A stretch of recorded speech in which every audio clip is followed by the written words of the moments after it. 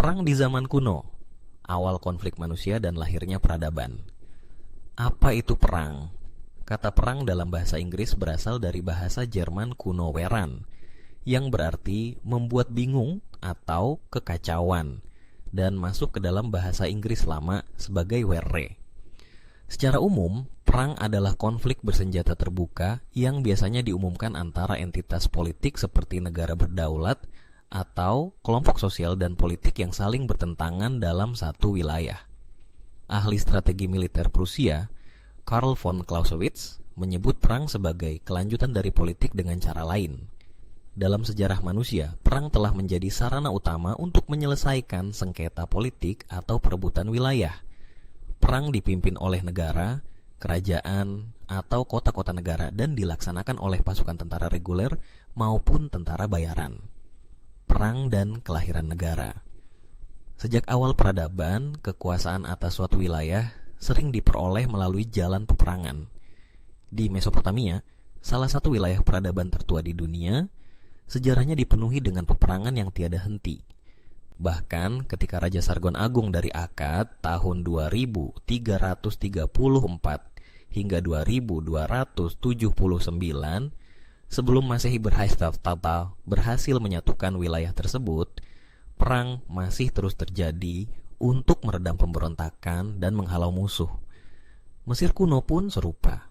Diperkirakan bahwa Mesir Hulu dan Hilir dipersatukan melalui perang oleh Firaun Menes sekitar tahun 3100 sebelum Masehi, meski masih menjadi bahan perdebatan.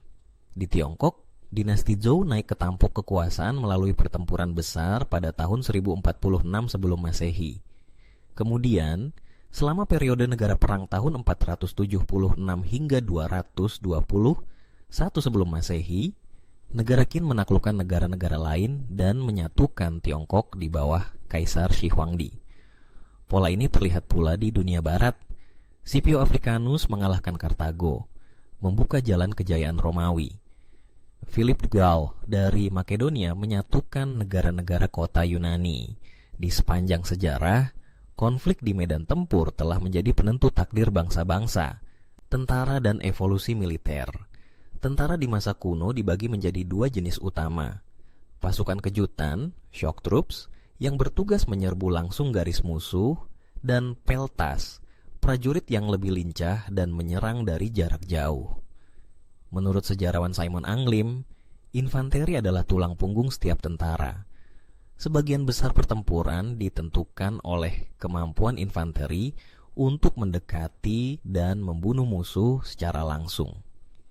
Tentara awal berjumlah kecil dan fokus pada infanteri berat. Namun, pada pertempuran Megiddo tahun 1479 sebelum Masehi, tentara Mesir mencapai 20.000 orang. Beberapa abad kemudian, pada masa Raja Shalmaneser III dari Asyur 845 sebelum Masehi, jumlah tentaranya melebihi 120.000.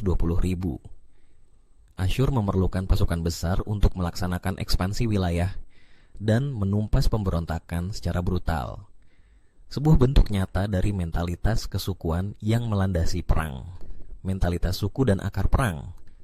Perang lahir dari mentalitas kesukuan, pandangan bahwa kelompok kita lebih unggul dan kelompok lain adalah ancaman. Menurut Anglim, sebuah suku adalah komunitas yang mengklaim asal-usul dari satu leluhur, entah nyata, mitologis, atau ilahi. Mereka melihat pihak luar sebagai berbahaya dan konflik sebagai hal yang normal. Perbedaan budaya, persaingan sumber daya, dan rasa takut terhadap yang lain adalah penyulut utama perang. Sebagai contoh, perang tertua yang tercatat terjadi sekitar tahun 2700 sebelum Masehi antara Sumeria dan Elam. Raja Ennebaragesi dari Kish memimpin pasukannya untuk mengalahkan Elam dan merebut senjata mereka sebagai rampasan. Pada masa berikutnya, Raja Shulgi dari Ur bahkan membangun tembok besar untuk menghalau Elam dan bangsa Amorit. Bukti perang di masa awal. Perang telah terjadi jauh sebelum catatan tertulis pertama. Lukisan-lukisan awal di Kish menunjukkan gambaran pasukan perang pada tahun 3500 sebelum Masehi. Kota kuno Yericho, yang mungkin merupakan kota tertua di dunia, sudah memiliki benteng setinggi hampir 4 meter dan parit pertahanan sedalam 3 meter sejak 7000 sebelum Masehi. Tanda bahwa pertahanan dari serangan sudah menjadi kebutuhan dasar manusia. Busur sederhana sudah digunakan sejak tahun 10.000 sebelum Masehi di Mesopotamia. Di situs Jebel Sahaba, Mesir, ditemukan 59 kerangka dengan tanda-tanda luka akibat senjata, menunjukkan konflik massal yang terjadi sekitar waktu yang sama. Teknologi dan taktik militer awal. Invasi bangsa Hyksos ke Mesir pada tahun 1782 sebelum Masehi membawa dampak besar dalam peperangan. Mereka memperkenalkan kereta perang, senjata perunggu, dan busur komposit. Sebelumnya, tentara Mesir hanya menggunakan busur sederhana dengan jarak tembak sekitar 30 meter. Busur komposit Hyksos bisa menembak hingga lebih dari 200 meter dan mengubah strategi perang secara drastis. Kerapatan formasi pasukan membuat mereka menjadi target empuk bagi pemanah. Akibatnya, taktik dan formasi berubah, memperkenalkan konsep-konsep baru dalam pengaturan pasukan. Formasi perang dan inovasi militer. Formasi militer paling awal dan terkenal adalah falanks. Pertama kali digunakan di Sumeria sekitar 3000 sebelum Masehi. Formasi ini mengandalkan barisan infanteri berat dengan tombak panjang dan perisai. Falanks menjadi sangat terkenal saat digunakan Yunani untuk mengalahkan Persia dalam pertempuran Marathon 490 sebelum Masehi dan disempurnakan oleh Alexander Agung serta Romawi.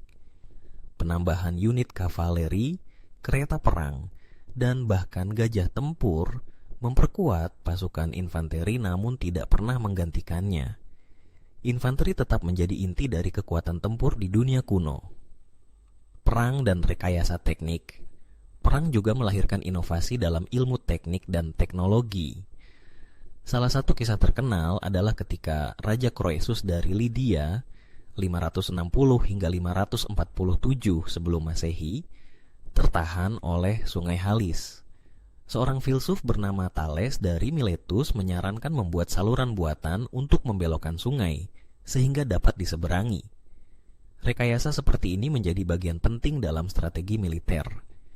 Alexander Agung di pengepungan Tirus 332 sebelum Masehi dan Julius Caesar di pengepungan Alesia 52 sebelum Masehi memanfaatkan insinyur militer dan teknologi, seperti menara pengepungan untuk menaklukkan lawan.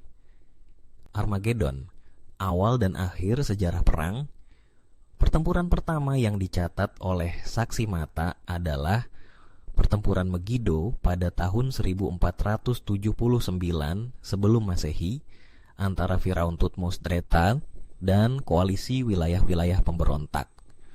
Nama Ibrani untuk Megiddo adalah Armageddon, yang dikenal sebagai lokasi pertempuran akhir zaman dalam kitab Wahyu.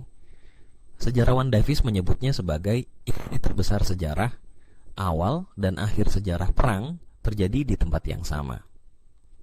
Terlepas dari kepercayaan apokaliptik, fakta sejarah menunjukkan bahwa perang selalu menjadi bagian dari kehidupan manusia, dan selama manusia tetap memiliki sifat dasar yang sama, ambisi, ketakutan, kebanggaan, dan kebutuhan perang akan terus menjadi salah satu alat utama untuk menyelesaikan konflik.